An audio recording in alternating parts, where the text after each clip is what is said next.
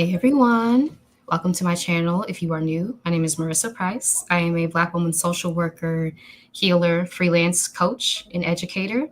And happy Friday to y'all. Let us know how you're doing in the comments if you're here live or the chat. Thank you for joining. I have a wonderful guest with me today, Rashida. I will pass it over to her to introduce herself and tell us about her YouTube channel. Yeah, because we're going live on my channel too, simultaneously going live. Yes. Make it a party.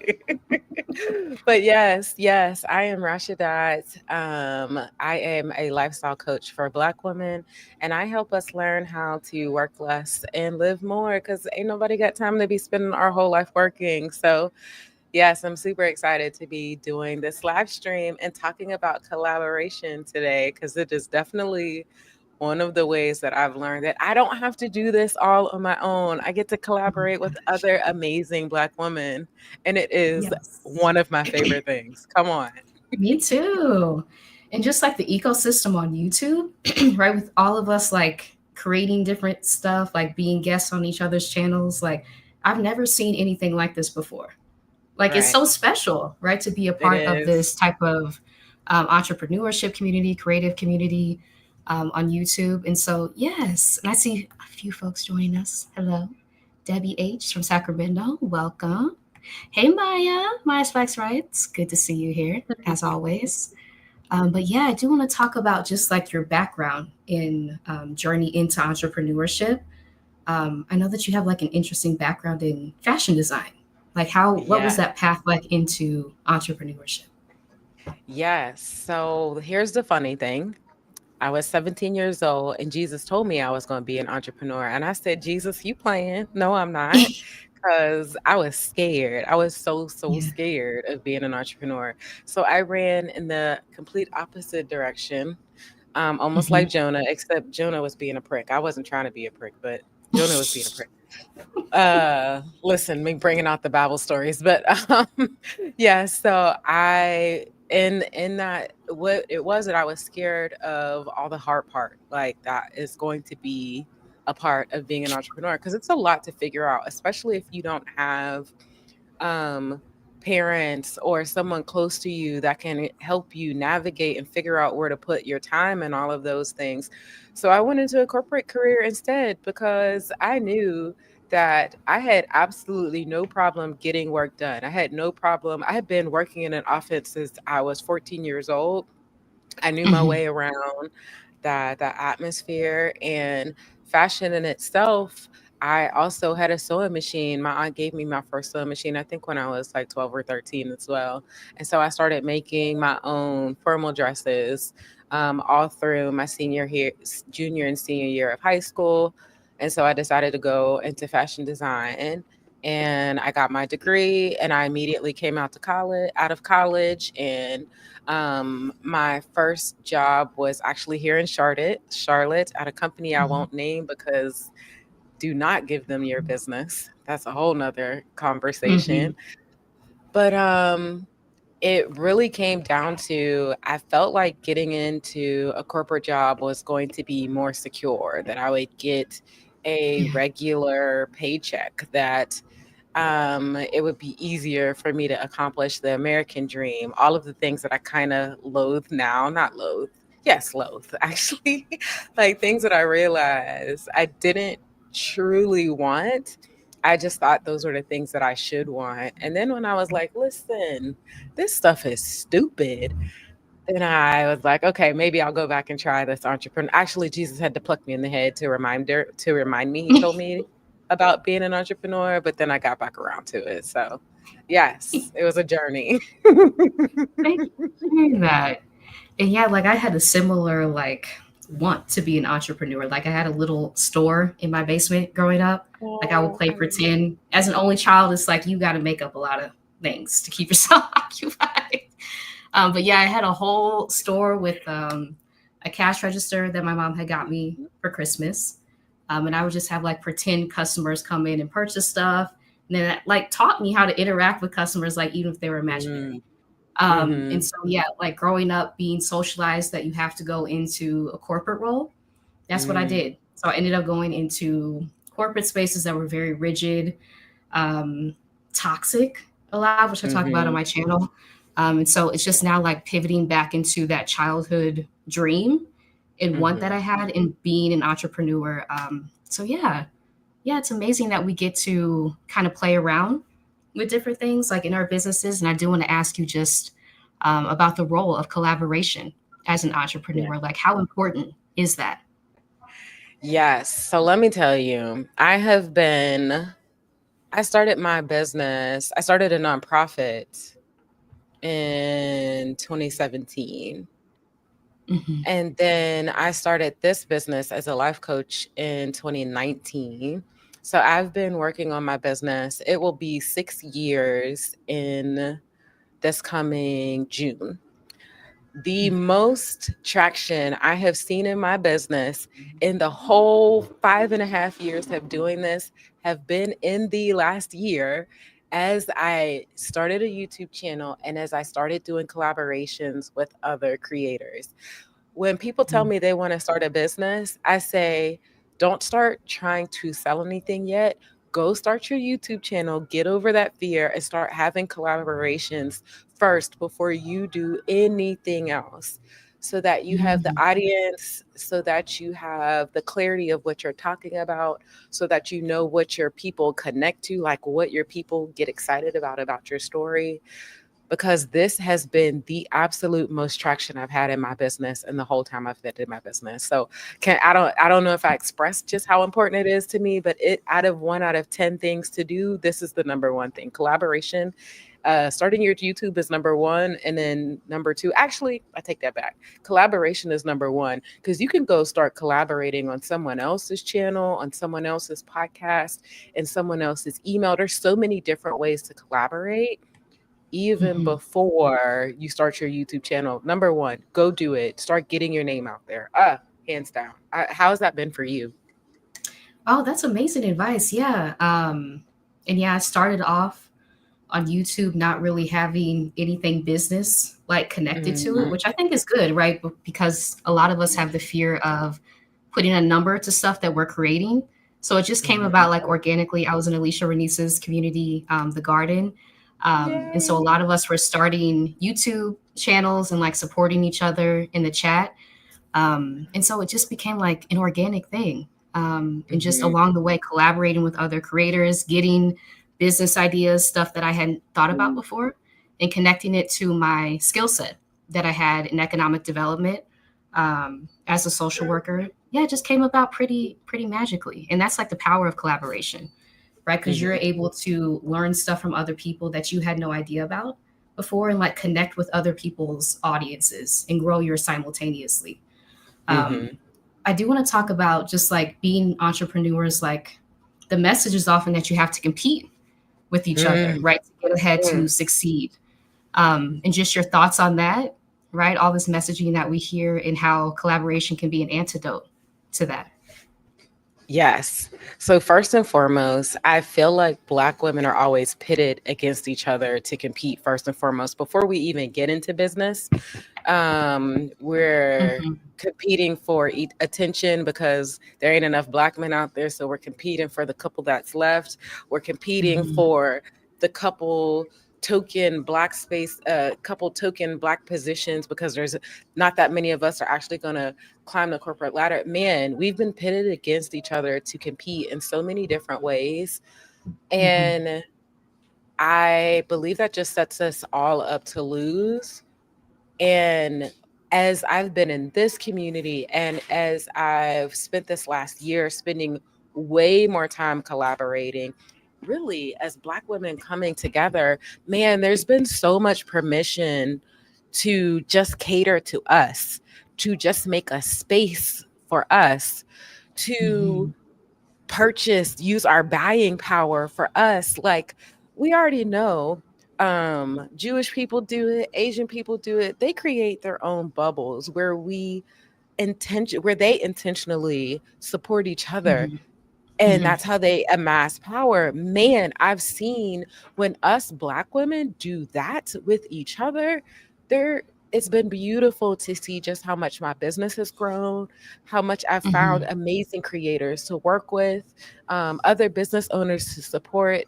And I get I know this sounds a little like woo woo, but I really do get like a warm feeling I love Hulu. every Yes. you know what I mean? Hmm. Like every Yeah. time that I know I've supported one of our businesses, I'm like, or every time I know that I've helped to promote somebody's channel or book that they're writing or offer that they're doing, there's something that happens knowing that we don't have to fight each other. We get to be back to back. And I find it super beautiful, especially in my own journey to quit being a strong Black woman. Like, I've been told that I have to do it all alone. And Hmm. collaboration has helped me see not only do I not have to do it alone, but everything that I've wanted to see happen has happened, has started happening, has continued to grow because of collaboration. Like, Hmm. can you see I can talk about this for hours, but yes. I think I It's answered your true. question. I got excited. No, that's really true. Yeah. Everything that I've wanted to do, right? Collaboration has been like the magic dust on top of it. Mhm. Mhm. Because especially as solopreneurs, right? You're doing so much Yeah. behind the scenes, so much behind the scenes. It can feel like, am I making any progress, right? And then Right. collaborating with other people, being able to share offers, which we're going to be talking about tonight, Mhm. things that you're working on so that you can connect with a larger group of people versus just having to Yeah. do everything yourself. Because marketing is hard as an Mhm. entrepreneur, right? Especially when you're working through deeper issues like being seen, which a lot of us Mhm. are still working through because of the toxic environments Mhm. that we come out of often into Mhm. entrepreneurship. So, yes, I do want to read a comment here from Breathe. Picking slim back in the day, crabs in the barrel syndrome, and building other Mm, people's dream before you build your own no go. Glad there's enough space for everyone now. Thank you for sharing that. Yes. Wow. exactly. That's so Yeah. true. Yep. Yeah. Yeah. And who does that benefit, right? When we think that we're Right. in competition with each other for this Mhm. one spot that is sold to us, right? And we're all like clawing for the same thing. Meanwhile, like we're working on things that overlap just naturally. Mhm. And how many Mhm. more people could we attract by, yeah, telling people Yeah. about that to all of our audiences, all the people Yeah. who follow and support us. Yeah. Hello. Yes, very true. Collaboration over competition. Run away from anyone who says otherwise. Thank you for that. Yes. Yes. Thank Run. you. Yes, that's true. Ooh, that's true. Because yeah, being in the business space, right? That's often the message. You have to Mhm. compete. You have to be Mhm. like cutthroat in order Mm. for your business to succeed. And I think, especially as Black women entrepreneurs, we've just completely proven that's a lie, right? That's Yeah. false because of Right. the immense like buying power, right? We support each other, Mhm. what each other are selling, what each other are doing. And so to tap back into that, it creates like a whole like self like ecosystem, right? Self-funding Mhm. ecosystem. So yeah, that's so important. That's so important. And yes, It we're is. here for the woo woo. Yeah. Good, Yes. good. Yeah, but I do want to talk about your offer, right? Design Your Mhm. Era Masterclass Bundle with the More Than a Mhm. Vision board party coming up tomorrow. And anything Yes. that you want to talk about, like what people should be excited about coming up for the party tomorrow. Yes, I'm excited about it because we've all heard someone say you should make a vision board. It's going to help you manifest everything that you want, all of those things. And then a lot of us have made a vision board and have not seen the things happen. You're like, wait, but all these white people said to do it. Why is it working for them and it ain't working for Mm-hmm. us? Mm-hmm. Because they're not letting us behind the curtain to see the other parts that's happening that go with it. Yeah. And I really we talked about this on Yvonne's channel the other day. There's a part before making your vision board and there's a part after your vision board. And those are the three pieces that we're going to do together in this class tomorrow. So the first part is you got to think about more than just this year. Like what is the life that you're trying to build from that? Cuz a lot of times we kind of pick goals ambiguously and then we call Mm-hmm. ourselves prioritizing them, but it's more like, well, why did I even pick that goal? What is it helping me do in my life? Is it actually helping me live the life that I want? Or is it helping me do more of the slave things of working harder and all the things that they want us to keep doing? So we have to have Mhm. some intentionality behind how we choose our goals. Where is it taking our life? And so creating a long term vision, getting past just what am I trying to do in the short term? What is my long term vision? We're starting with that first. And then after we get clarity on that, then we can decide, okay, so now if that's the big picture, what is the one part of that picture that I want to focus on right now? And then once we focus Mhm. on that, then we can do the post part. That's where we could say, how do I make a strategic plan to start taking action towards that?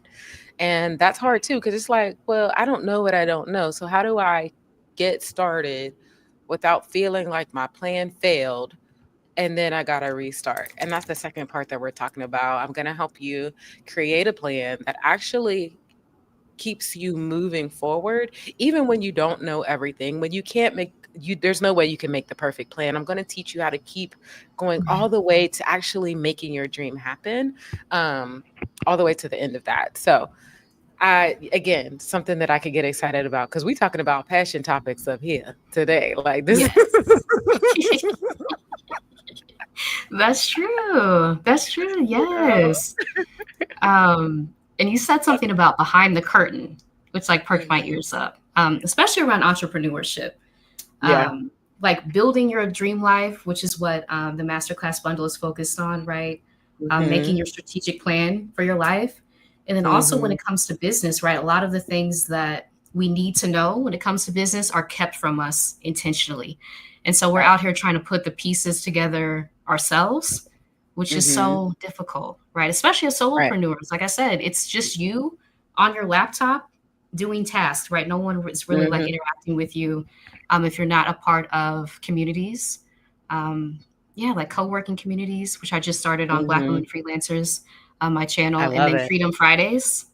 Mhm. Did you see that I love it. post? Yeah, do you want to talk about Freedom Fridays and like the benefit Yes. of being in community with other people as you're working towards your goals? Right. And yes, there's this part of it where you do it as an entrepreneur, but I also think it's super benefit to have that same kind of community, even if you're in your corporate life and you're like, or even if you don't ever want to start a business. Because I just think it keeps us inspired. I think it keeps us connected and it keeps us connected to our greater community. So, what we do on Freedom Fridays every single week is we Mhm. come together to celebrate our wins because we, again, as Black women, have been reared to keep going, to do more. And the goalpost of being done, of being enough, is keeps Mhm. moving. They keep it. We every time it's like, oh, you're getting close to that goalpost, they move it again. And I'm like, no, we got to stop moving that goalpost so we can actually realize that we are enough right now today. And a huge part of doing that is celebrating our wins. So then we celebrate our wins. We look for different ways or different fun and rest activities that we can add into our schedule right now. We have this, we've been warped to believe that we can get far enough ahead to rest. Mhm. But there's no sense of getting far enough ahead if the goalpost keeps moving. There is always more to do. Like, there is no entrepreneur that's on here will tell you that they can stop. There's Mhm. always more to do. Mhm. That's true. That is so Right? true. Mhm. So you have to make rest for it. You have to make time for rest right now because otherwise you won't be able to keep going. So rest is that necessity. And so we look for different rest and fun activities that we can add in every single week.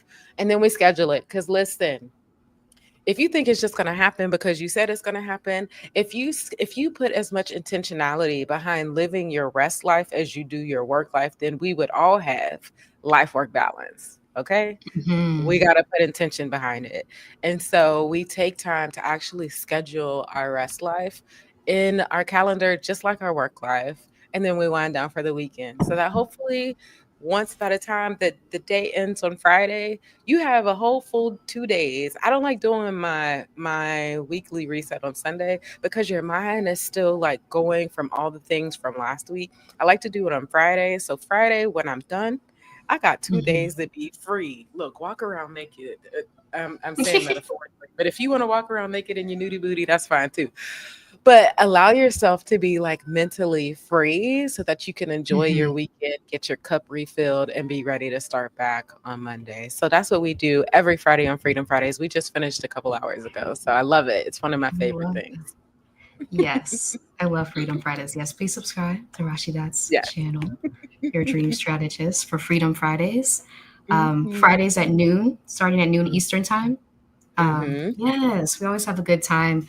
And We do. celebrating your wins is something that's new for me, right? As Mm. a lifelong overachiever, straight A student, honor roll, like any award that you could imagine, like academically, I was going for it, Hmm. right? Because Yeah. I was seeking external validation so often Hmm. throughout my life. And so I do want to talk about just the importance of celebrating ourselves, Yeah. acknowledging wins, because sometimes it can feel like frivolous or silly Hmm. to sit with what you've already done. But like, what is the importance of that to continue the momentum towards your ultimate Hmm. dreams, goals, whatever those may be?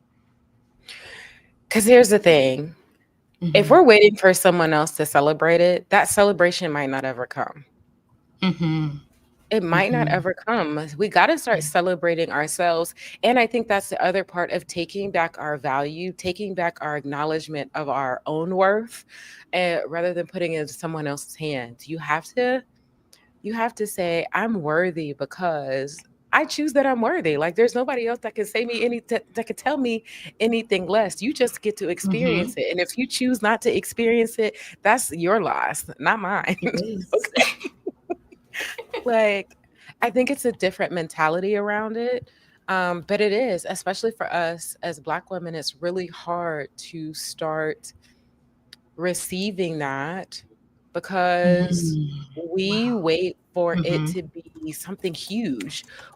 In our mind, it's like I have to have achieved the end goal before I could celebrate. But Yes. if you wait until the end goal, what if you miss out on celebrating the end goal because you didn't have the motivation to keep yourself going? But the motivation you needed was actually celebrating the small wins every single step of the way. Like that's Mm-hmm. that's what it was for me when we talk about a graduate, a gratitude journal. It's in that same vein of like I'm choosing to be grateful. I'm choosing to celebrate myself. I'm choosing to see all the work, all the passion that I've put into this. And I'm going to celebrate that stuff right now because I ain't got time to wait for my party or to get my flowers after I'm dead. I'm going to give my own self flowers and I'm going to receive them things right Mm-hmm. now. I ain't got time to wait that Mm-hmm. long. So I don't know. That's where Right. it comes from for me. I love that. Yeah. Yeah. And the power of taking that into your own hands, right? I'm Hmm. not waiting for the accolade. I'm not waiting for someone to notice what I'm doing. Like I'm noticing myself. And it just feels like Hmm. such a different like feel that comes over you when Right. you realize that's in your hands and you don't have to Yeah. wait for anyone else to provide that to you. Yes. Hmm. Absolutely. I Yes. also Be think mindful. that Mm-hmm. once we start celebrating it for ourselves, other people are like, oh, you're It's right. true. That is Yes. impressive. You That's know, true. Uh-huh. it's a beautiful thing. And when you say it out loud, also another thing that I love about Freedom Fridays, when you say it out loud, you allow other people to celebrate you as well. Make space for someone else to celebrate you. If I don't know what you're doing, especially as an entrepreneur, because we work in our own little spaces at different Yes. parts. Marissa's in Mexico. I don't get to see what she does every day, but I know the girl's working hard. I know you working hard, Mhm. okay? But I don't get to celebrate it until you say it out loud. So say it out loud. Say it out loud. Mhm. Like again, I know it's hard because we've been told it's arrogant, it's selfish, it's all of those things. Listen, if that's the case, be arrogant and be selfish. But we also know that's not it. It's a part of it's a part of celebrating our own power and giving us the ability to stand in that power by saying, I celebrate how much I've done, even if I haven't Mhm. arrived yet. So again, I get off on a tangent, Mhm. but yes. That's so true. Even if I haven't arrived yet, right? This Right. like place that once you even get to that place, it's like it doesn't feel like you thought it would Right. feel. And so, like, all along the way, you should be celebrating like every small win step that you take Mhm. versus Yeah. waiting for this arbitrary date, deadline, milestone. Because it doesn't Mhm. feel good, right? If the journey wasn't good to get there, right? If you didn't Right. prioritize yourself, if you didn't celebrate yourself along the way, it feels like you're exhausted by the Mhm. time that you get there. Yeah. That's so Mhm. real. That's so Yeah. real. Yes. I did see a comment here I wanted to read. Bimbola says, yes, celebrating yourself is so good. It's so good. Mhm. Thank you. Yes, it is. It is. It absolutely is. Hey, Brown Girls Mhm. Invest too. Hey, D, good to see you. Buenas tardes. Yes. I do want to talk about cross promotion, right? And the Mhm. power of cross promotion.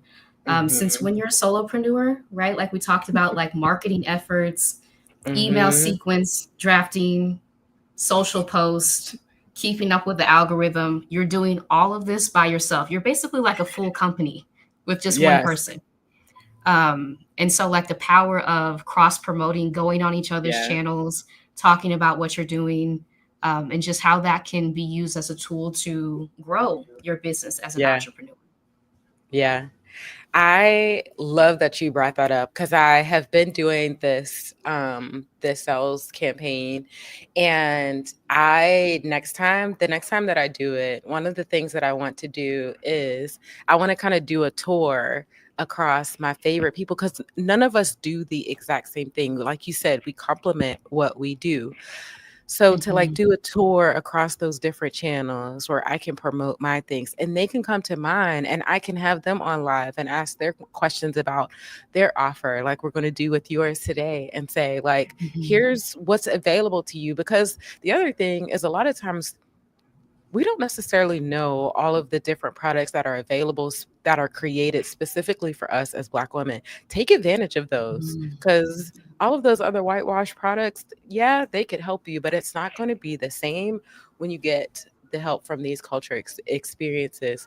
But I'm getting off on a tangent. Come back. So the beautiful part about this is, like, when we work with each other to cross promote, we know that we're speaking to our target audience because we're speaking to the people that are in the same vicinity. So that, for one, simplifies it. Number two, you get to um, help each other. Listen, this business, this when someone Mm-hmm. says online business is easy, what I want you to hear is online business is accessible.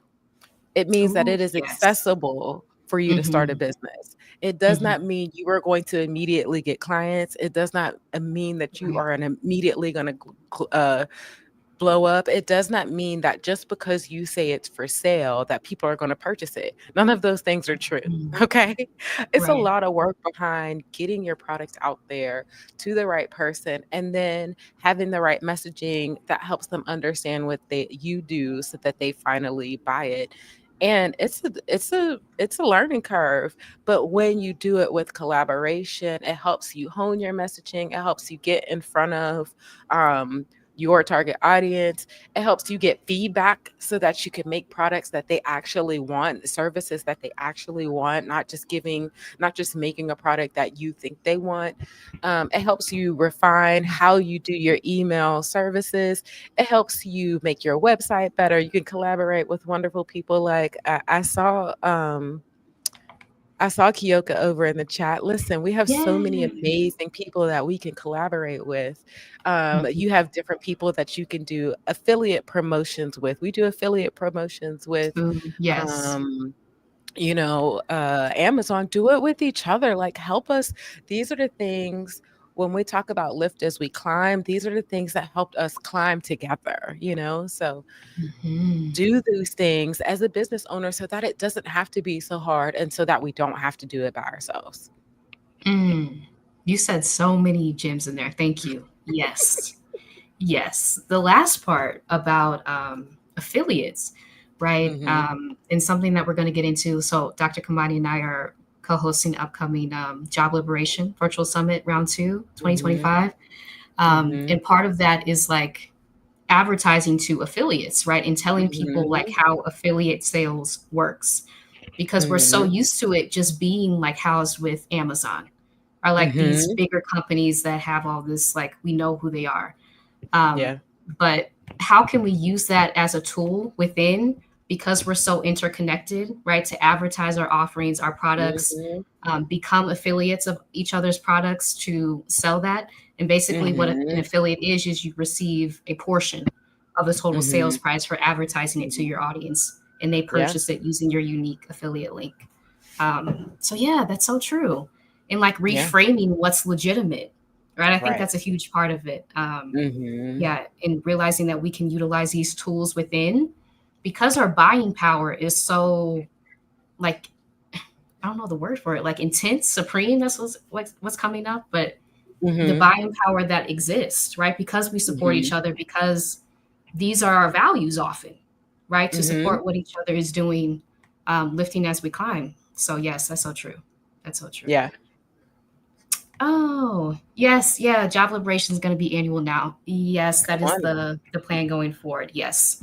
We'll be talking about more about that next week. We're in the initial planning phases, the Job Liberation Virtual Summit. Yes. But yeah, I do see a few other comments. Welcome. Always good to see you. Yes. Mhm. Yeah. Yeah. I saw a comment here. Yes, it was from D. Let me see, because it was so real. Doing all those Mhm. things are about to take me out. That's how I'm feeling. And the fact that we can say that out loud, right? Yeah. Because online business, like you said, it is accessible. That doesn't mean it's easy, because you're having Mhm. to do every role that you could imagine in a business. That's you. That's just you, right? So your customer service, marketing, creating the actual products, um, all the things that you could think of in a business, right? On one person. And Yeah. so just yeah, I'd like to talk about just the power of being in community with other entrepreneurs and being able to say that out loud, because sometimes it Yeah. can feel shameful if you're the only one Mhm. experiencing this. But as soon as Yeah. someone says this out loud, it's like, as Dee said, like, okay, they're about to take me out too. Just the Yeah. power of Yeah. that. Yeah. Yeah. Let me tell you that this one time, so I bought this template, and one of the parts of the template was like share your team. And so what I did was I took pictures of myself in three different poses. On one pose it said CEO, on another pose it said marketer, on other pose it said bathroom cleaner. Cause listen, I got to do all of those things. Ain't nobody It's else coming over true. here to do them things. I got to do it all. And it's not just in our business. We're doing that in our lives because listen, I'm single too, so I don't have nobody to go cook the meals. I still got to feed Hmm. myself and all of those things. It Yeah, is this listen, when I said, Jesus, I don't know if I want to do this, I knew how hard it was going to be. And yet I say that it has also been one of the most fulfilling things that I have done. But don't let that fool you. It is hard. it is. It's a lot of work. It's a lot of work. Yes, Mhm. absolutely. Absolutely. Okay, Dee says, I'm retired. I enjoy working with people, but all of those things that need to be done feels like it's too much. Yeah. And thank Mhm. you for saying that. Mhm. Yeah, because, Yeah. and like you said, it's really like you get a lot of joy out of it, because a lot of Mhm. the times this is our dream that we're Yeah. bringing into fruition, as Mhm. entrepreneurs. So that's where the joy comes in. You see how your products and services are impacting people, but the Mhm. behind the scenes work of, again, marketing, self promotion, talking about what you're doing, building it, doing the tech support when something goes wrong, it's a lot. It can be a lot. Mm. And yeah, I do want to talk about my upcoming challenge starting Monday, Freelancing Yes. Freedom 30-day challenge. This will Mhm. walk you through bite-sized steps if you are interested Mm. in becoming a freelancer, with support, with weekly live support calls that I will be hosting as a Black woman social worker. Always leading with compassion. So if you're in, like, if you have a dream of becoming a freelancer, we're going to share with you, like, sometimes it's hard, right? Just to be honest Mhm. and upfront about it. But if you Mhm. have these tasks over a period of 30 days with community support, with weekly live support calls on this journey, you can make it happen, right? And we're here to support Mhm. you. So you can read more about the challenge at this link here and register, starting Monday. And also, you can join my free community, Black Women Freelancers, which I will put up here in the chat. Yes, absolutely. Oh, let me get back to my list. Finding the right people to collaborate with. I know Mm. sometimes, right, the idea of collaborating as entrepreneurs, sometimes you can get burned depending Mhm. on who you Mhm. collaborate with. So, any advice or tips that you would give to people to vet people who you're interested in collaborating with, building partnerships with, that you found in your experience have been helpful? Yes, I have been pretty lucky. I don't think that I have specifically gotten burned yet, knock on wood. I do think that one of the things that I learned very quickly is that, like lately, I've been looking for a collaborator in my email. And for one, it took me a little bit to figure out what I wanted. Um, but then the second part of it was I took some time and I read through when someone said, "Oh, I want to be a collaborator," or someone that I wanted to reach out to be a Hmm. collaborator with. I watched their content. I actually chose to like participate in their content and be a recipient of their content to see if we were on the same page, if we had complementary ideas. We don't have to believe everything the same way, but that we can complement each other. And I mean, there's also the opportunity to do like a meet and greet with them. I have to say, most of the people that I was into, I was like, girl, I've been following you for some time. Can we just get together?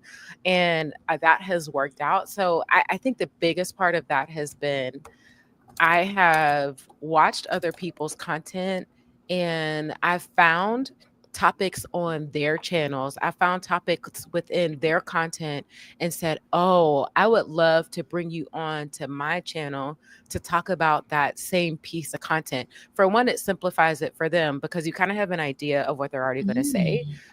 Hmm. And they already know what they're already gonna say because they've already done that kind of content before. All you have to say is, "Hey, refer back to this, that, and the other," and I'm just gonna kinda ask you questions about it. So it simplifies you being able to create that collaboration together. And now that's specifically how I've done it for, getting YouTube collaborations. And even when I pitch myself that way as well. I say, here's the topic that I want to talk about. Here's a video that I've done about that. Here's the points that I want to talk about. Would you be interested in having me on your channel to do that? And I also give them an out like, hey, if you don't feel like this Right. is a good fit for you, I don't want you to feel forced or that because I'm a Black woman, you feel obligated. I am not about obligating anybody to do anything because, for one, the Yes. content won't come out very well if you do that. And then for two, like, I want this to be a fun conversation. So I always in the email with like, if you don't feel like this is right for you, no hard feelings, write back a simple, nah, I'm not interested, and then Mhm. move on. Like it's cool. Like if it comes back around, and if you come back around later and be like, listen, I was wrong. I do wanna do it. I ain't got no hard feelings, or even if you say, "I'm interested, but I don't have time right now," I believe that perfect timing will happen, like, our collaboration will happen in perfect timing. So even if you're like, Mhm. "I don't have time now," and you come back around later, that's all good too. So it's like making space, but also too, like, getting to know that person in a little bit of context by experiencing their content and putting all of that together. Mhm. That's such a great point. Yeah, because you can learn a lot about someone's Mhm. values, messaging, just by watching their content. It's pretty hard to hide who you are, especially on like long live streams, right? So if someone reaches out, like, yeah, go to their content, see which type of content they're posting. And I've had situations like where I've done like a pre chat Mhm. on like Zoom just to Mhm. get to know each other Yeah. beforehand before we go live. Yeah, absolutely, absolutely. Um, yeah, and I saw a comment in here. I'm getting some true clarity here tonight. The sweat is real, but it Listen. is doable, Ooh. right? It is doable, but we do want to be It real, is. yes. But it is fun. It is fun It is. because, It like, is. you're like in a creative lab. That's what I feel like a lot of times, like Mhm. creating landing pages, offers, really being able to tap back into like my childhood self in that sense, Mhm. and see what lands. But yeah, the roles that you do have to do, it can be a lot. Yeah, it can. Mhm. Yes. Okay. And I did want to talk. Oh yeah, you mentioned pitching. I want to Mm-hmm. talk about pitching for people Mm-hmm. for who may be new to that concept, just Okay. like what pitching is when it comes to collaboration. How do you do it? Mm-hmm. And what results, I guess, are you expecting to yield when you pitch someone? Yes. Okay. So I guess in the most simplest term, a pitch is you inviting someone to do something with you or inviting yourself to do something with them. Yeah. Because a lot of times you're like, "Hey, child, hey, boo, can I come over there with you?" And that's okay. Yes. That's what it is.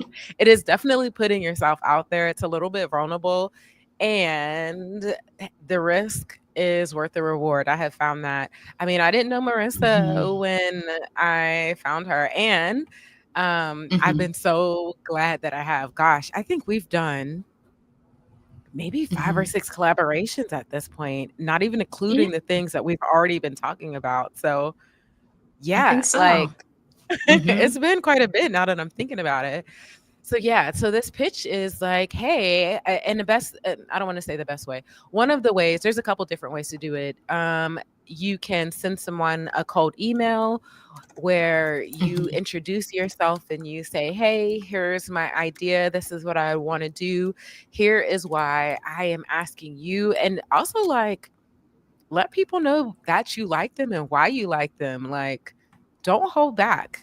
Give them their Hmm. flowers right there in that email. That helps them be a little bit more open to wanting to do something with you. And then let them know what is it that you want to do. Because your pitch could be about doing a YouTube collaboration. It could be about writing a blog post together. It could be about doing a podcast interview together. It could be about Hmm. sponsoring a trip together. Like there are so many different ways that we can collaborate. So you're letting them know this is exactly what I want to do. And if there's a cost to it, listen, be upfront. This is the cost that I'm expecting. This is how much you would have to put into it, or all of those things. So you just want to be, think of it like going on Shark Tank, but you're doing it with an Hmm. email It's to true. someone that you don't know. It's pretty much what it is. And the Hmm. best way to do it is to be short and concise. Like know what you want, know the return on Hmm. investment for both of us. And that's a huge, actually, let me pause there. That's a huge part of doing a pitch. What is it going to yield for the person that you're pitching it to? And what is it going Hmm. to yield for you?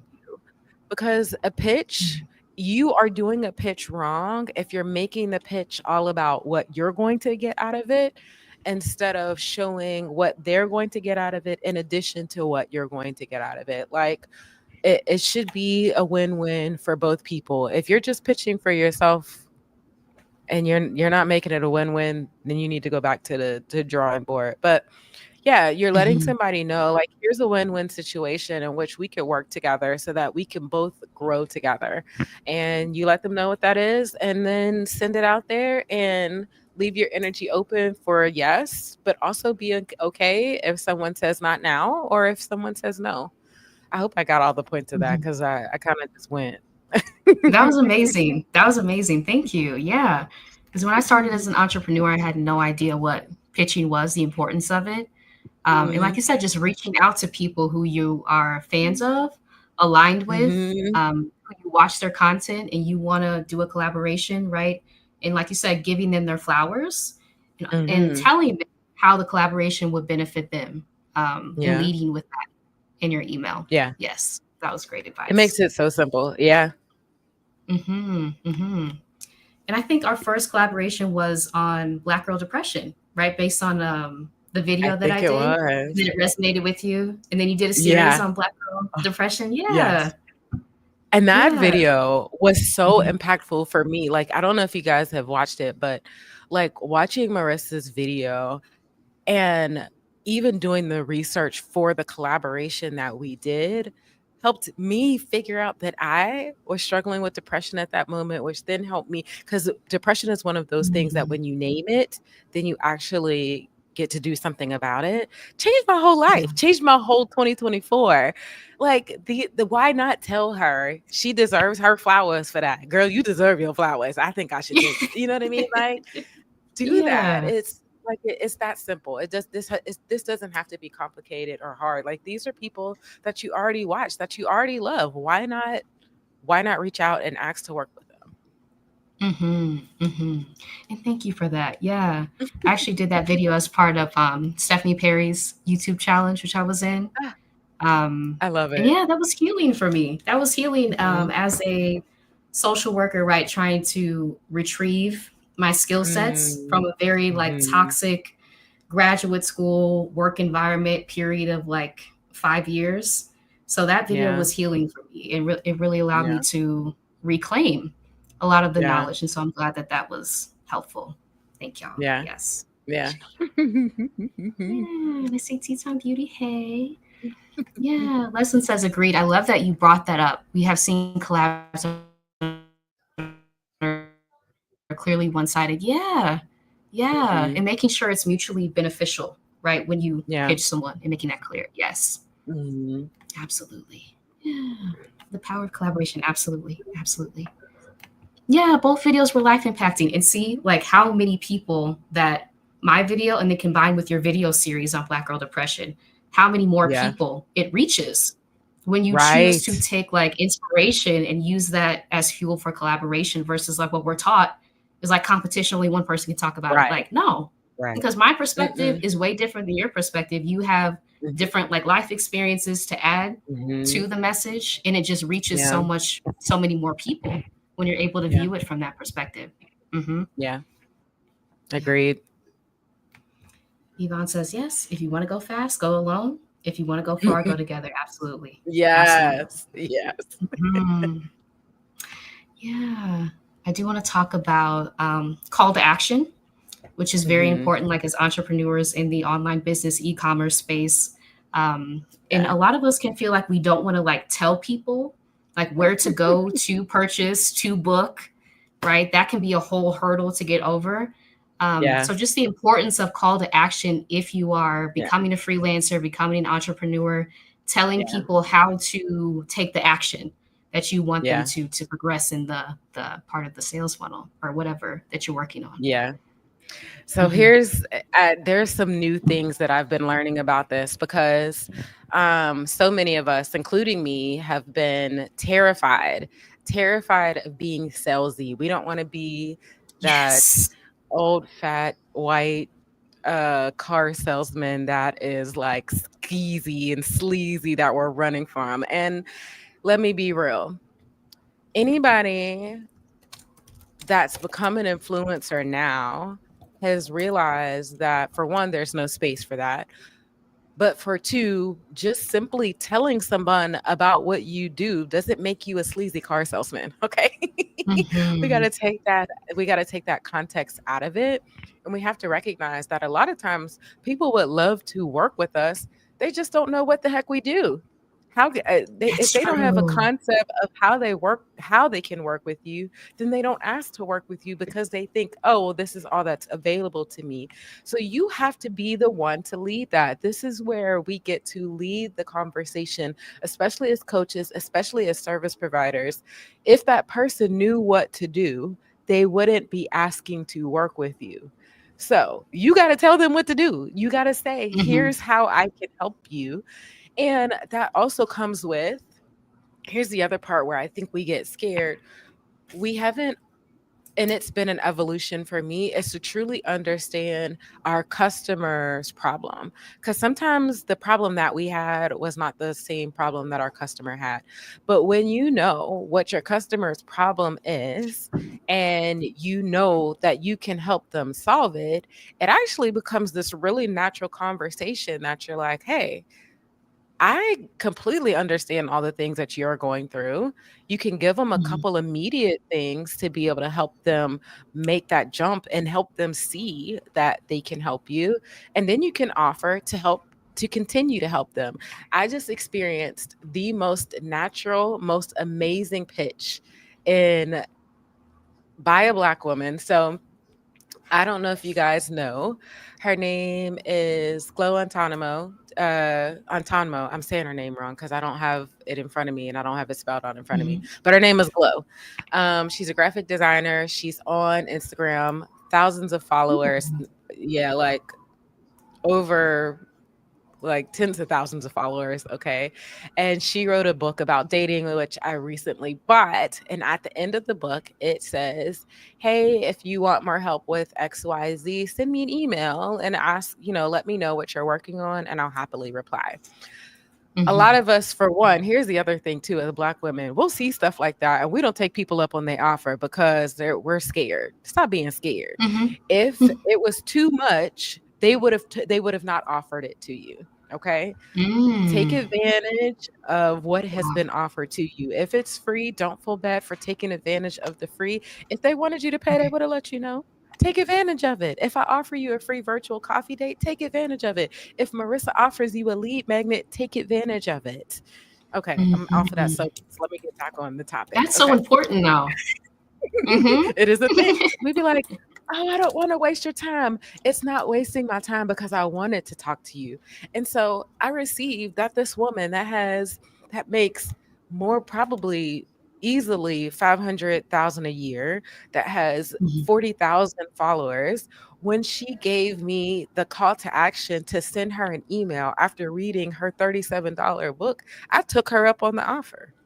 And let me Mhm. tell you, that exchange was one of the best email conversations I've had in a long, long time. Now, here's this Wow. crazy part. She she made a pitch in that email, but it was so dang natural. If I wasn't a business owner, I would have just thought that she was naturally wanting to help me.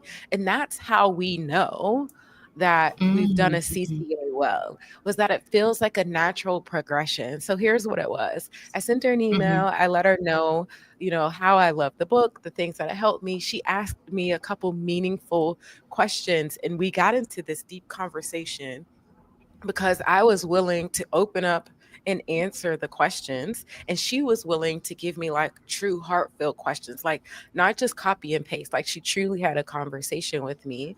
And then we got to this point in the conversation, and she's like, girl, you're doing a lot of great things. I also know like the things that you're continuing to work on.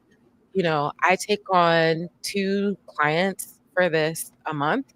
Here's what the fee would be. Like, if you're interested, let me know. But also, if not, there's absolutely no pressure. That in itself, a call to action and a pitch are really in that same, they're like cousins, okay? Mhm. So so with that, I was like, first of all, me as a business owner, I was like, dang girl, like you did that nice. Yeah. It was nice. Like, it made me feel seen. It made me feel Mhm. like she could truly help me. Like, I knew that if I signed up for these coaching sessions, that I was not gonna just be working with her and she's not just gonna be figuring it out. Like, I knew I would have gotten the help that I needed. And so when Right. we do a call to action well, that's how it feels. But a lot of us, we're scared to take time on it. We're scared of being salesy. We're scared of giving someone the details. We rush ourselves through it. And all of those Mhm. things Mhm. downplay what we're actually offering instead of helping someone know this is actually how I'm going to help you. And when you do this, this is how it's going to change your life.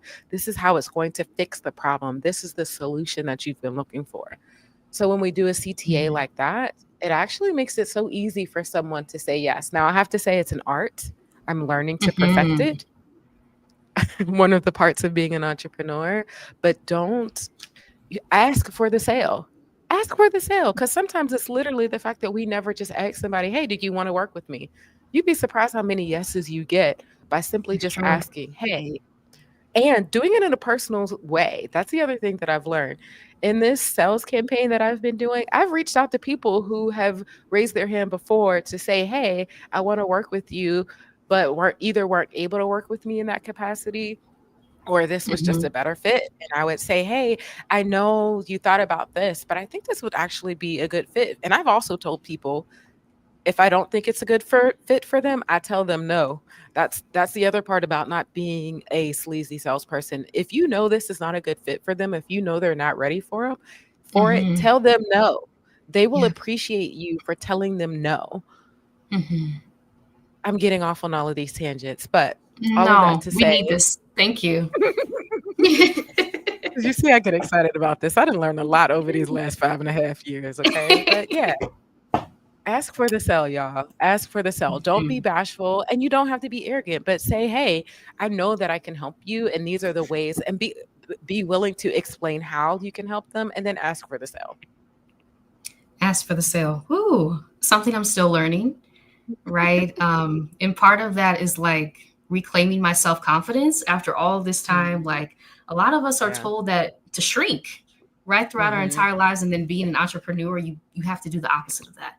For people Yeah. to know what you're doing, how it's going to help them, like you said, solve their problem, and being Mhm. confident about that. That can be like, ooh, one of the hardest Yeah. parts about becoming an entrepreneur.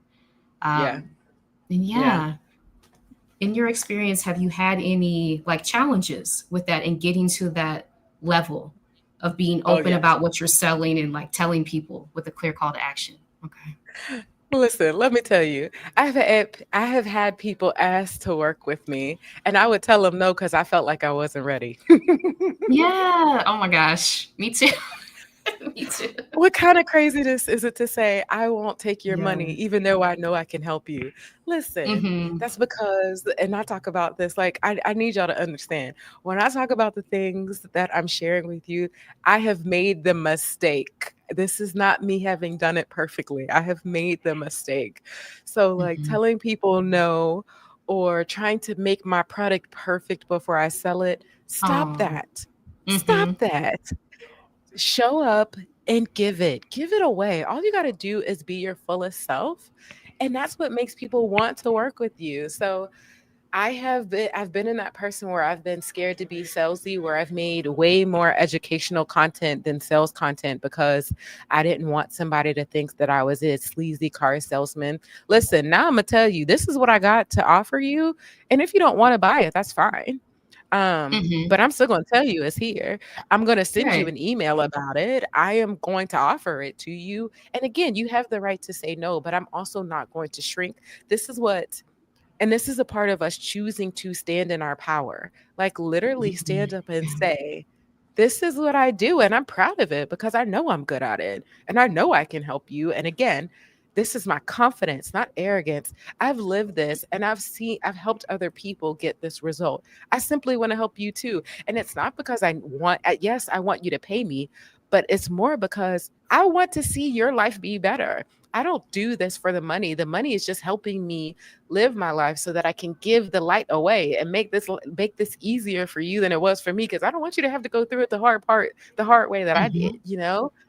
So, Yeah. yeah, it's a reframe that we have to do to understand we are giving away something and a perspective. We are selling a perspective that is invaluable. Even if somebody does the same thing that you do, they can never do it the exact same way because, as you said, they have not had the same experiences. They have not worked Mm-hmm. through the same things. They have not had the same insecurities. All of those things are a part of what you give away.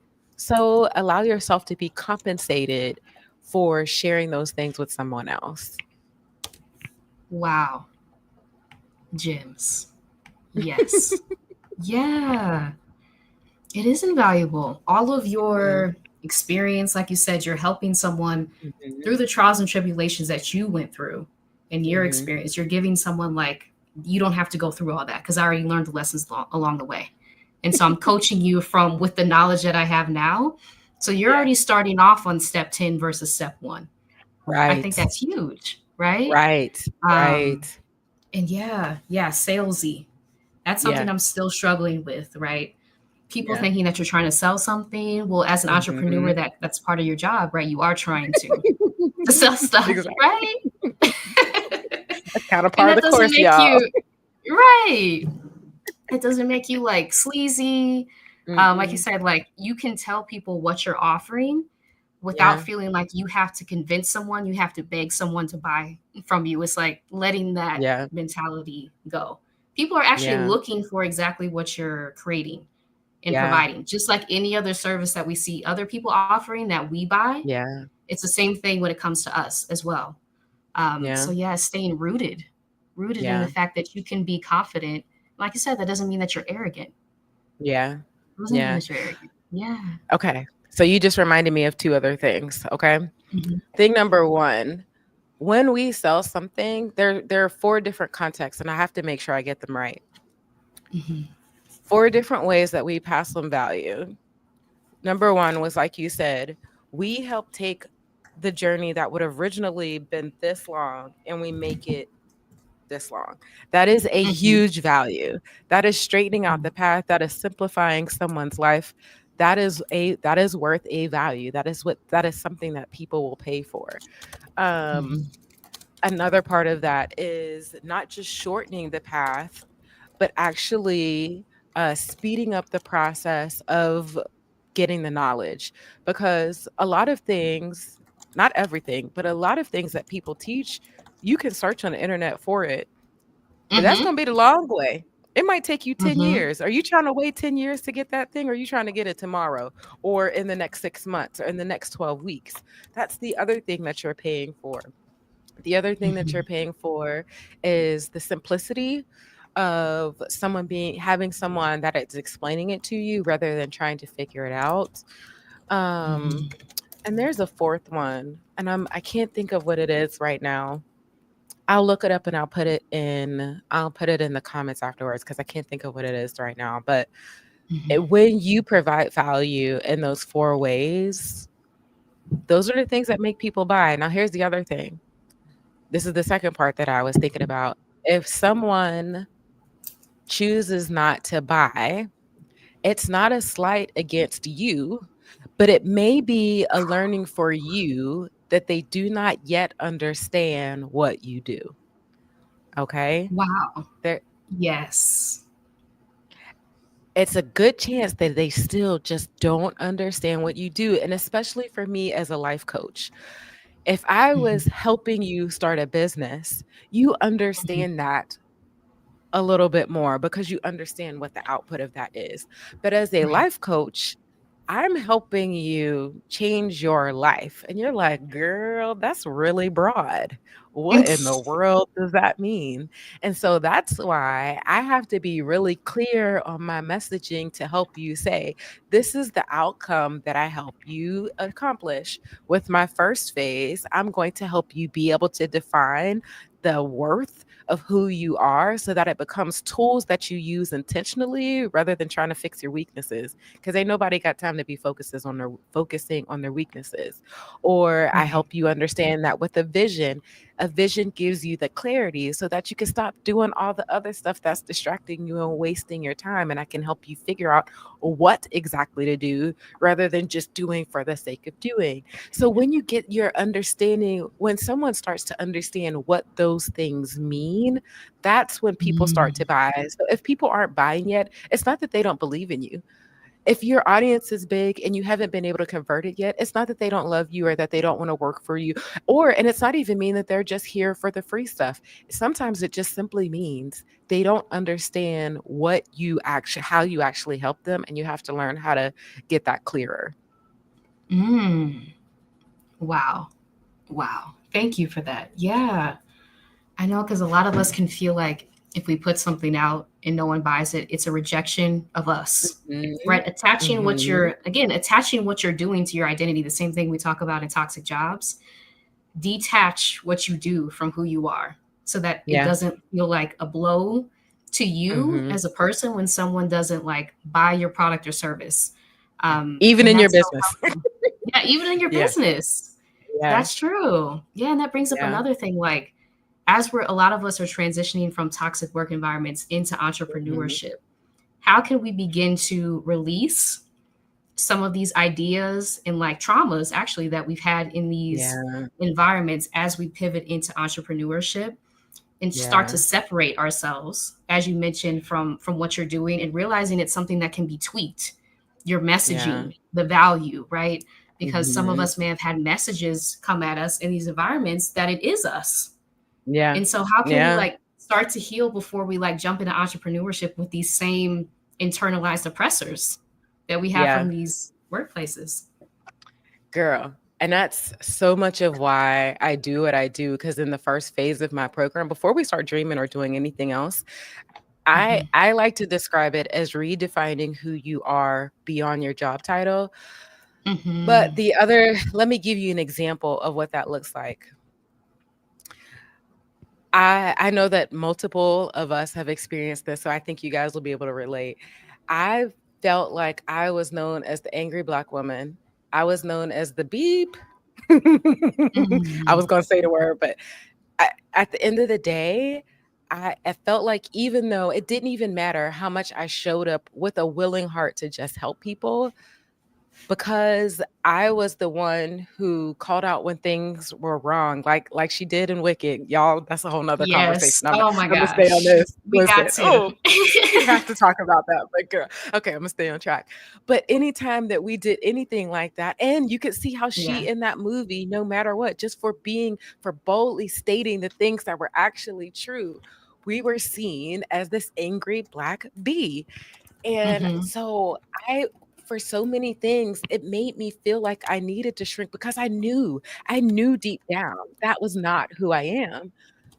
And so I was Mhm. like, I I need I need for myself to see Mhm. myself in a different way. And it's crazy the way that it happened. I kind of stumbled on it. I wish that I could say that I did it intentionally, but now it's a huge part of what I teach because I don't want Mhm. anybody else to have to wait to stumble on this. But Mhm. I started getting into personality tests and different Mhm. things. And I started learning how to put words to who I am and seeing that some of the things that other personalities thought were weaknesses were actually some of my best superpowers. And it was just that their perspective, because of their personality was, that they had a hard Mhm. time seeing it that way. So prime example, Yes. I took the Myers-Briggs test and I realized that I am an INTJ. And Oh my INTJ, gosh.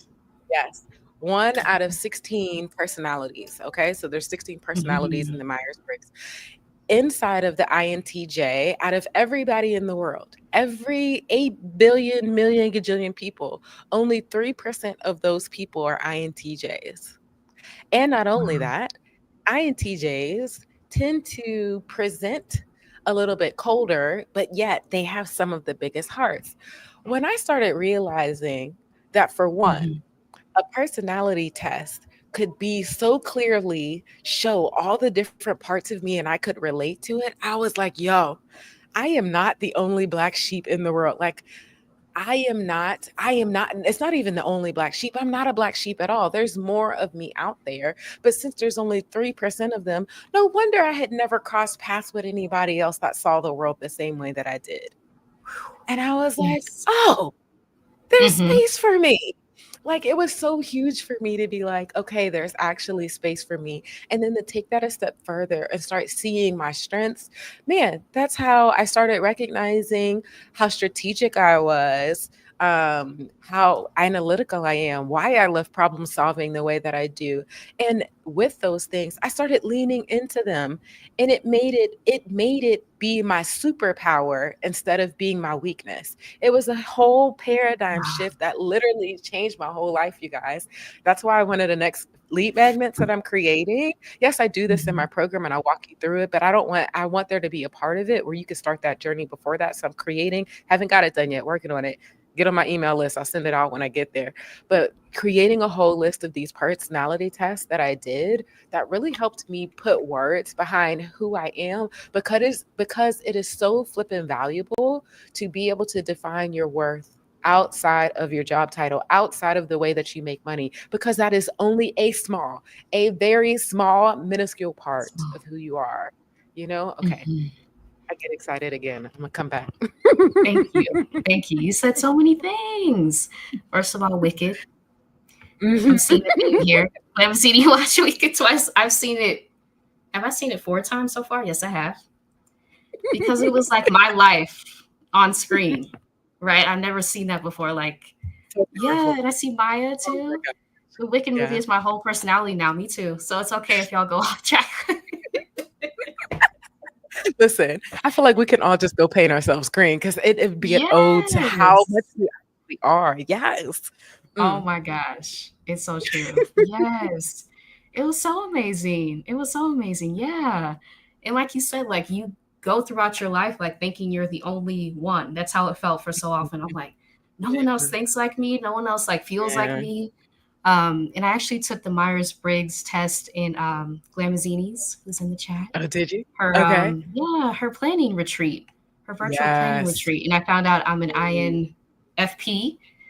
And that also okay. changed my life, right? That Because makes sense. I was trying to be a financial analyst, okay, for the Mm. longest, and trying to suppress like I'm a feely girl, right? I'm like, and I Yeah. saw like on that list like social worker, the field that I was trying to enter into, but this Mhm. fear, like you mentioned before, of having to be in corporate for it to be stable. Mhm. That was Mhm. the yeah, Limousine, yeah. That was the messaging that was given to me.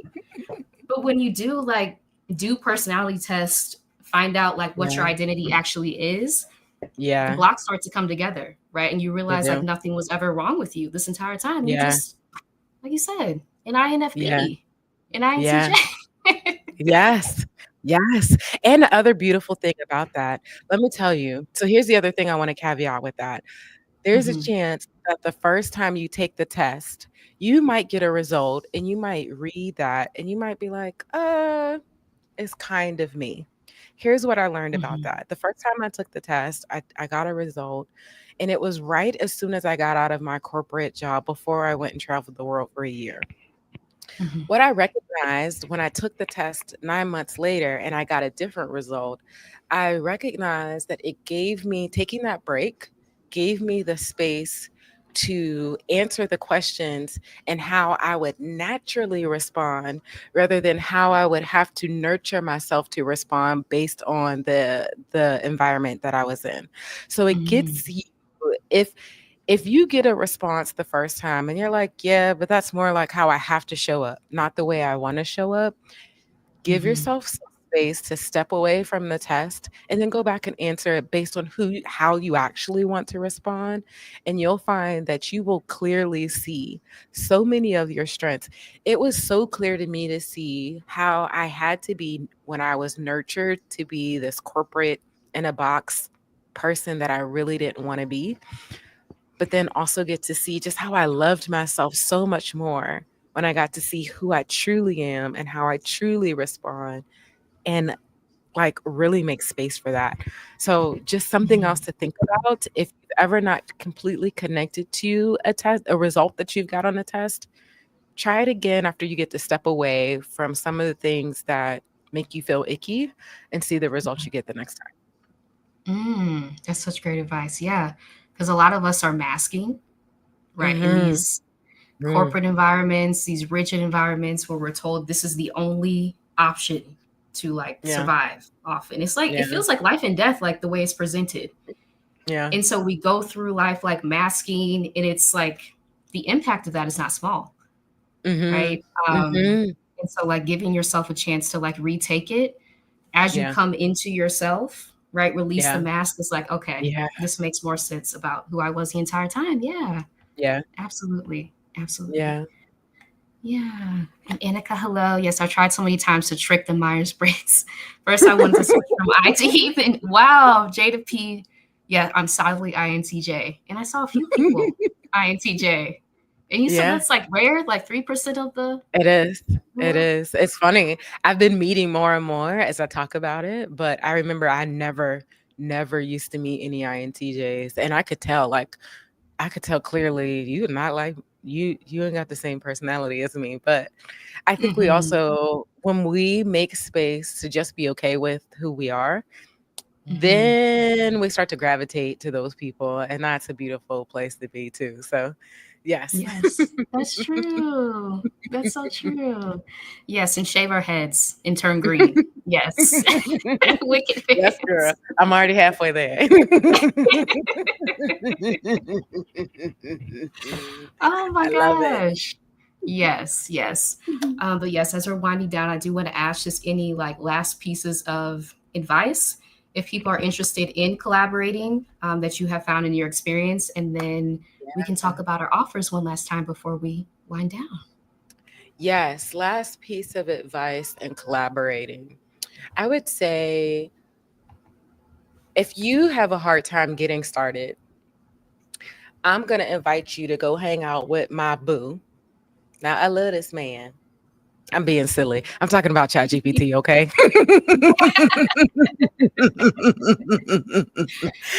If you Seriously, are since you having said that, no, listen, seriously, ChatGPT is a life changer. It is. Yeah. that is my man. He didn't already put a ring on it. Me and him gonna be together for the rest of my life. Because especially as a solopreneur, there is no way I could get through the level of amount of content if I had not chat GPT about my business. He helps me constantly, but we could probably do a whole video just on that. But Mhm. yeah, if you're looking for like one of the things that I've done is I'm looking for some collaborations on media platforms. So what I did was I told ChatGPT about my business, top to bottom, who's my target audience. I told it about all my offers.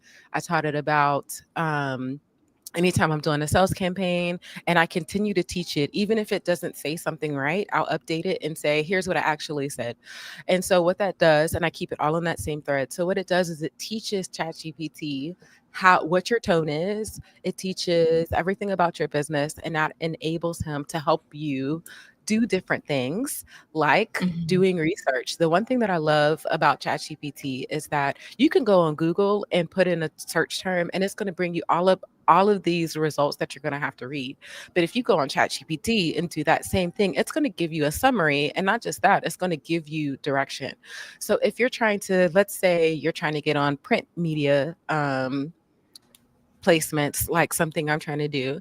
Now that ChatGPT knows Mm. everything about my business, I go into ChatGPT and I say, hey, what print businesses, what print media platforms should I go and pitch to? And guess what? ChatGPT will give me a list of print medium platforms that some of them that I've never even heard of that I can now go start interacting with their content and see if I agree with, the content that they put out. And I could start looking for writers that write about different topics and seeing if I can pitch myself to that writer to then be a guest writer on something that we collaborate with. So here's what I'm saying with that. I wanted to give you a practical example, but what I'm saying Mhm. is if you're stuck, use the resources that we have to you. And chat GPT, I know so many people are scared of, AI is going to take over the world. Until it takes over the world, let it help you start your business because it is hard to do it on your own. Okay. It Go is. ask It that is. man how to help you.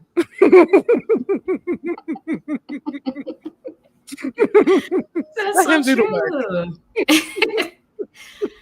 And yeah, like we talked about, like because you're wearing so many hats as a Hmm. solopreneur, having Yeah. just a tool that you can use, like you said, teach it about your Yeah. business to generate things like email sequences, which you mentioned on Freedom Fridays.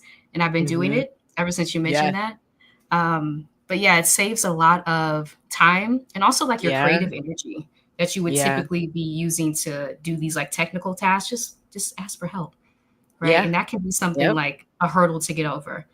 Yeah. But knowing that you can ask for help and you can Mhm. take up space. You really Absolutely. can. Yeah. Yeah.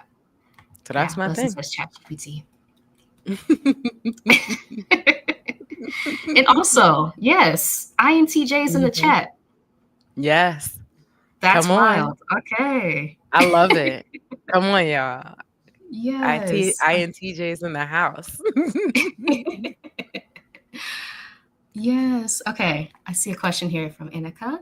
Can you talk Okay. about collaborating as an INTJ with the wanting to be alone, being in my head, and wanting things to be set? How do you enjoy collabs? Yes. So here's an interesting thing. Once I realized that I didn't have to be an extrovert, I got more comfortable with being an introvert. Mm. And in that, there were some things that I recognized. I have to be like, I love my God family. I love them dearly. I literally moved back from Costa Rica to be near them. And yet I cannot live with them because my INTJ heart can't handle when there's five different screens going on, plus a conversation over here, the Instagram playing in the bit. Listen, whew, it was over stimulating. And so Mhm. part of it has just learned. learning to see what do I need for myself instead of pushing myself to feel like I have to be some other letter. Wow. Whether Uh-huh. it's whether feeling like I'm an introvert that has to be extroverted or an extrovert that has to be introverted. I'm okay with my letter. I'm introverted. So in that though, I also know when there's spaces when I can be extroverted, because we're not just, here's the other thing that I like to think about this, especially with the Myers-Briggs. It's not an either or, it's a scale. It's a scale. Mm-hmm. So the scale shifts. You're not all the way E and you're not all the way I. Figure out where you are as far as how close you are to that I or that N, and then make adjustments and boundaries that go according to that. And that's the same even in collaborations. Now, I would say for me personally, I'm actually pretty close to the middle. I know I need introvert time and I also know I need extrovert time, just a lot less extrovert time. Mm-hmm. Um, so that's the main one that I think that most people have a hard time when they're trying to figure out how to navigate when it comes to the Myers-Briggs. Because the other part is like, I will say this, N versus S. So intuitive versus sensor, I believe the other word is. The intuitive person is the person that likes to look at the big picture, and the other one is the one that likes to look at the details. If you're a detail or when you understand the background between all of these letters, it empowers you to put yourself in places where you can show up and do those things. So if you are the kind of person that wants to do a collaboration and as an end, you like to look at the big picture, then maybe you should do a collaboration. Say you're planning I'm using this as an example. You're planning a retreat. Maybe you should work with someone who's an S, because they're the ones who will look at all the details. They're the person who likes to figure out the details while you're the one who likes to look at the big picture. You end up complementing each other. So that's one way that you could Mm-hmm. do collaborations is look for people who complement the different letters that you have. Okay. The other Mm-hmm. part is I want to look specifically at your question, wanting to be alone. I think there's two things that come with that. I think uh, when you start getting a little bit more into the Myers Briggs, it will teach you about the car model. And the car model helps you understand what's driving you, what's like navigating your life, what's your 3-year-old self and your 6-year-old self.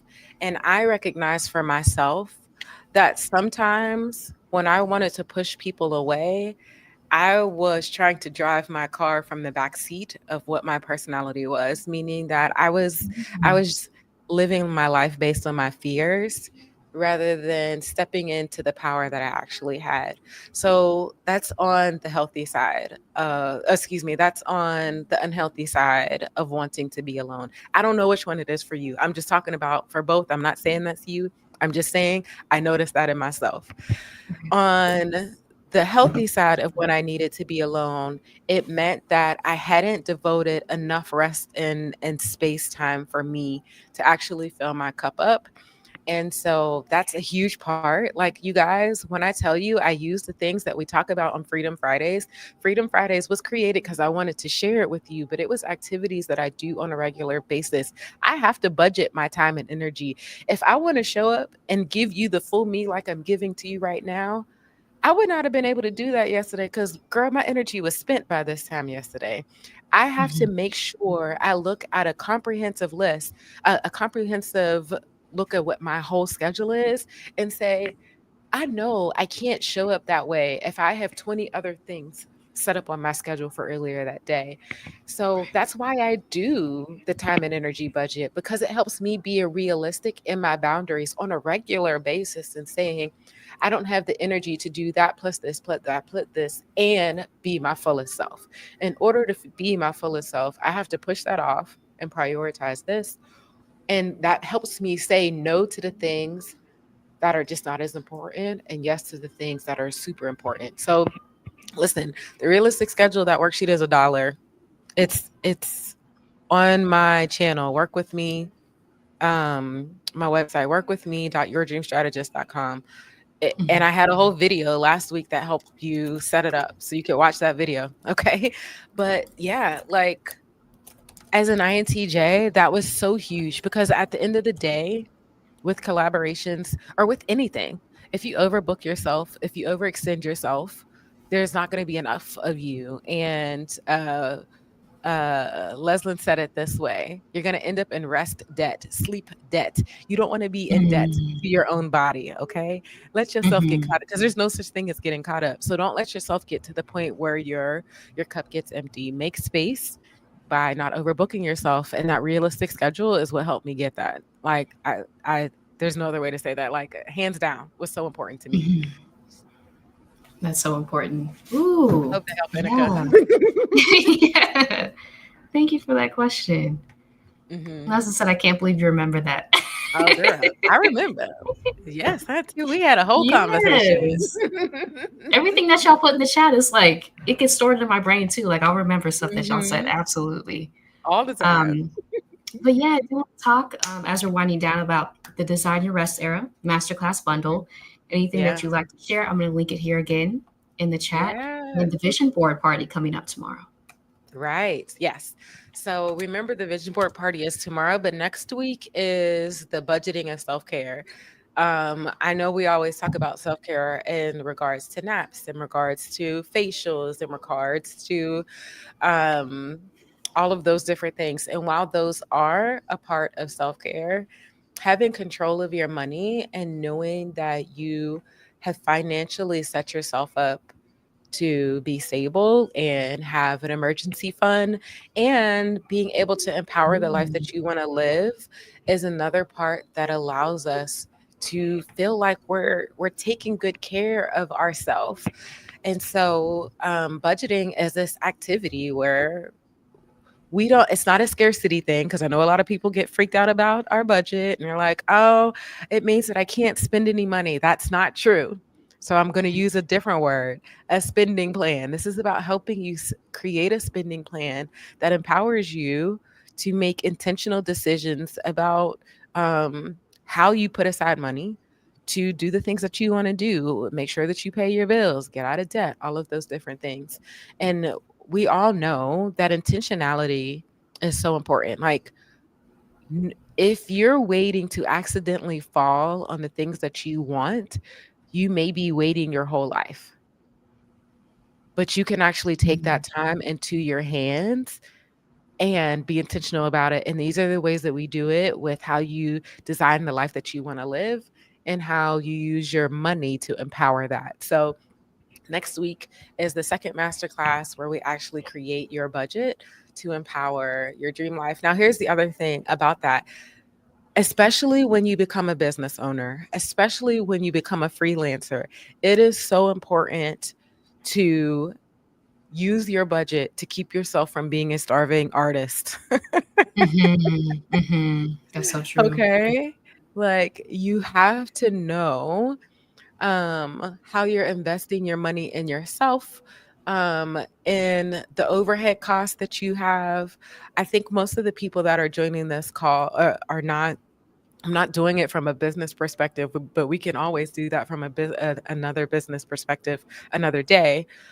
But these Mm-hmm. are the things that help you feel empowered, that even once you start your own business, even once you're going after your dream life, you can see how you can actually fund it. Because a lot of people, a lot of times, we're scared that we won't actually be able to live our dream life, because how in the world am I going to finance it?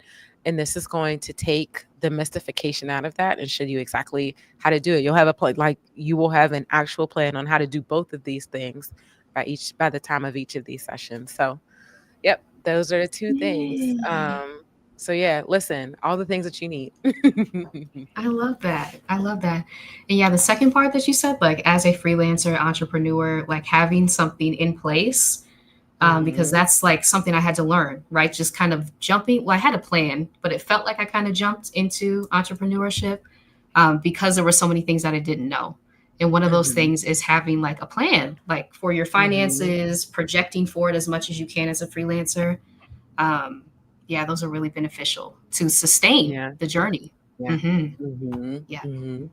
Yeah. I see another INTJ. Wow. Yay! I love it. I love it. Oh my gosh, yes. And yes, I will Mhm. be hosting Freelancing Freedom, which is a Yes. 30-day freelancing challenge coming up. If you are looking to start or reignite your freelancing business in 2025, Mhm.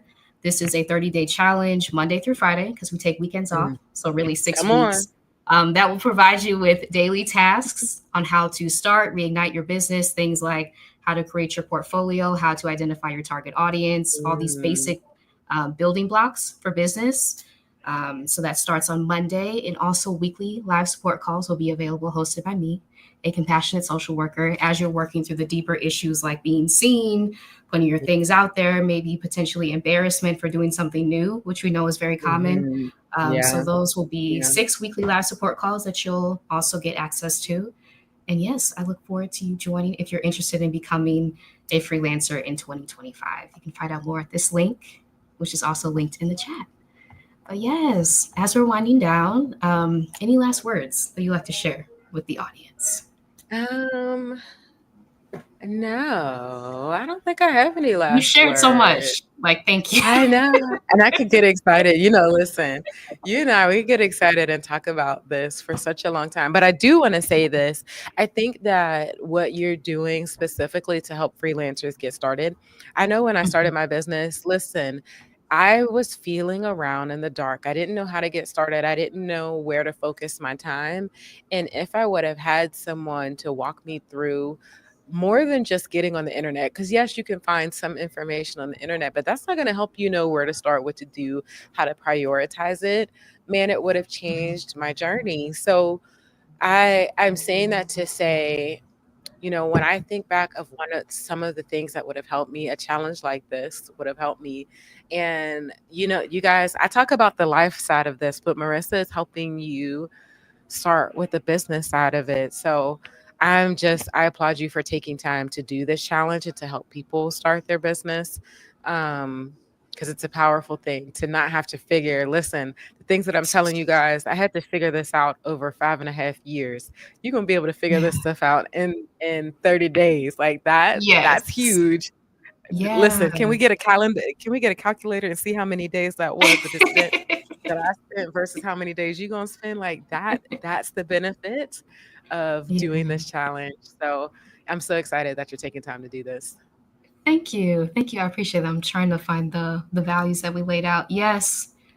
Shortening the path, right? Mhm. Speeding up, obtaining knowledge, and then Mhm. simplicity of someone explaining it to you, Yeah. right? All of these are very important, especially when starting a business. Because yeah, same. Being Mhm. a freelancer, almost coming up on my 2-year anniversary of being a freelancer. Mhm. So many things that I did not know, Yeah. right? Just kind of figuring out along the way, Googling, hearing other people say something, and that attaching to something else in my brain. But like starting off, it Yeah. was a lot. So this challenge Mhm. really simplifies your entry into freelancing, or if you already have a freelancing Mhm. business, how to reignite it, by teaching you maybe some of the stuff that you may be overlooking if you are trying to do it yourself. Because again, you can ask for help. You're allowed to Yeah. do that. Give yourself permission to ask for help. Yeah. Yeah. Yeah. Please Yeah. do. You're so welcome. Thank you for being here. And yes, thank you, Rashidat, Yay. for being here, for sharing everything that you've shared, which was so Yeah. much. I'm gonna have to go back and watch. I always have to go back and watch interviews because I'm like in the mode of like looking at questions and stuff, but like I need to like take in what you said tonight. So thank you so much. Yvonne says, yes, the Yes. chat was everything. Thank y'all so much for sharing what you shared in the chat. Yay.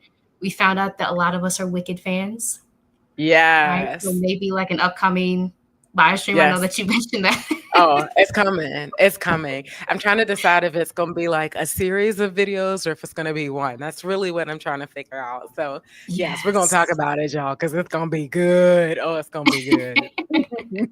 We need it. And yes, Yes. please check out the Design Your Rest Era Masterclass bundle Mhm. as well. And please subscribe to Rashidat's channel, Your Dream Strategist. Yes. I hope you'll have a beautiful rest of your night wherever you are. Mhm. Let me link it one more time in the chat so y'all can subscribe. Mhm. Yes. And until next time, y'all, thank you for being here. Bye, y'all. Bye.